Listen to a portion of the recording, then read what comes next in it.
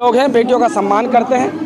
मैं 92 में जन्म लिया, 30-32 साल की मेरी उम्र हो रही है, मैं भी एक लड़का हूँ, इसका अर्थ ये नहीं। मैं आपके श्रोताओं को सबसे पहले हृदय की गहराइयों से जय श्री कृष्णा, नमस्कार, सलाम, सत श्री अकाल। और तो देखो हमारा आने का मकसद क्या है। मैं देश की एक मेहनत कश आबादी का एक हिस्सा हूँ और हरियाणा के बहादुरगढ़ में रेडी लगाता हूँ और अपनी 300 रुपये की मजदूरी छोड़ के अपनी बहन को न्याय के लिए मैं जंतर मंतर पहुँचता हूँ। मेरे जैसे बहुत बड़ी आबादी, ये किसी धर्म जाति समुदाय का आंदोलन नहीं है, एक न्याय का आंदोलन है। एक पूंजीवादी व्यक्ति के खिलाफ जो ताकतवर और बाहुबली खुद को कहता है, उसके खिलाफ एक लड़ाई है और हम इस लड़ाई को लड़ते रहेंगे। हम नरेंद्र मोदी जी से प्यार करते हैं, उनके व्यक्तिगत उनसे प्यार करते हैं, लेकिन उनकी गलत नीतियों का और उनके मौन का समर्थन नहीं कर सकते। इसका अर्थ ये नहीं कि हम उनसे नफरत करते हैं। समझ रहे मेरी बात। मैं आपसे ये कहना चाहता हूँ, नरेंद्र मोदी देखो आजकल चुनाव में हैं और इधर उधर की बात बहुत कर रहे हैं, लेकिन 15 दिन इस आंदोलन को हो गए हैं। हमारे पूजनीय प्रधानमंत्री जी 15 दिन हो गए हैं। हम उनसे आशा और उम्मीद करते हैं एक ट्वीट तो करे इस आंदोलन को अपना समर्थन तो दें। और इसलिए मैं कहता हूँ, तू इधर उधर की बात ना कर, ये बता बेटियों की अजमत क्यों लुटी। तू इधर उधर की बात ना कर, ये बता बेटियों की अजमत क्यों लुटी। हमें रह जनों से गिला नहीं, तेरी रहबरी पे सवाल है, हमें उनकी खामोशी पे सवाल है।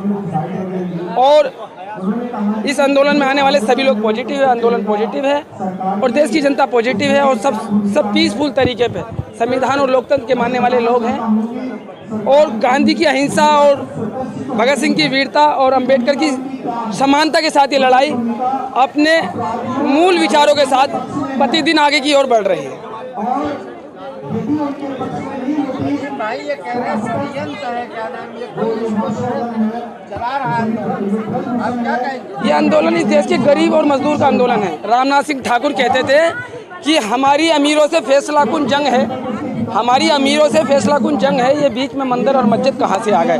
षड्यंत्र यहाँ से षड्यंत्र नहीं है। कोई न अपनी बेटी को सड़क पर बिठा के अपनी इज्जत उछालेगा। बेटियों को न्याय की बात है। विश्व के पटल पे भारत का नाम रोशन करने वाली है बेटियाँ आज अपने न्याय के लिए बैठी हैं। सोच लिए अगर इन्हें न्याय ना मिले तो इस देश की 90% आबादी, जिसका मैं भी हिस्सा हूं, तो फिर इनको न्याय कौन देगा।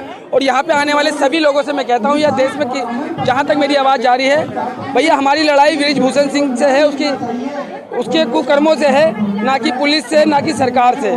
बिल्कुल शांति प्रिय तरीके से पुलिस का सपोर्ट करें और सरकार की नीतियों का विरोध तो करें, लेकिन हिंसा बिल्कुल भी नहीं होनी चाहिए, क्योंकि महात्मा गांधी और भगत सिंह अम्बेडकर के मानने वाले लोग हैं। हम उसकी निंदा करते हैं। जो भी ऐसे लोग हैं, देखो गांव देहात के लोग हैं, शहरों के डिसिप्लिन को नहीं जानते। इसका अर्थ ये नहीं कि वो अराजकतावादी लोग हैं। भैया उनके चेहरे आपने देखे हैं। कल देश के तमाम बड़े पत्रकार टीवी पे जो है रात को 9 बजे जब प्राइम टाइम कर रहे तो वो बैरिगेट ही दिखा रहे थे। भैया सुनिए यार भाई, सुनिए भाई, अरे सुनिए भाई। गांव देहात के लोग हैं, शहरों के डिसिप्लिन नहीं जानते। भाई क्षमा और माफ़ी चाहते हैं। हम इस देश से प्यार करने वाले लोग हैं। अगर किसी भाई ने गलती करी और कोई गलत है तो कमेटी के वॉलंटियर यहाँ हैं, वो मौके पर नजर रख रहे हैं और पुलिस तत्काल प्रभाव से कार्रवाई करे उस शख्स पे।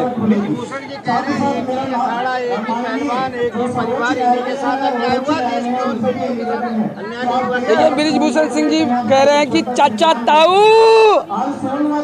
ताऊ, यही बॉडी बैलेंस है ना उनका। चाचा ताऊ बहुत पछताओगे।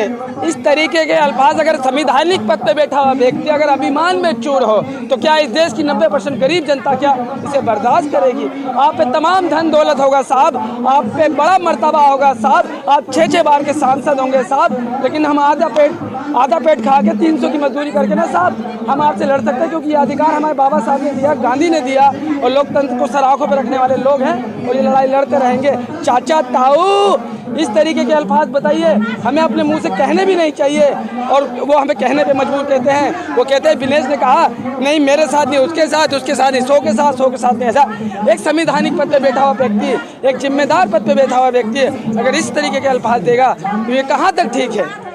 कहाँ तक ठीक है? आपसे मैं पूछता हूँ, कहाँ तक ठीक है ये भाई? आप ही बताइए।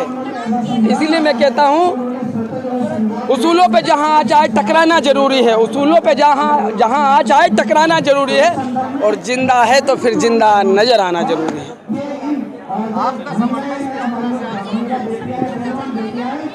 तन से मन से दे रहा हूँ क्योंकि निर्धन हूँ, धन मेरे पास है नहीं, धन में दे नहीं सकता।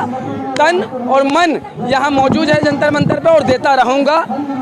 और हम इस देश की एकता, अखंडता और भाईचारा के मानने वाले लोग हैं, बेटियों का सम्मान करते हैं।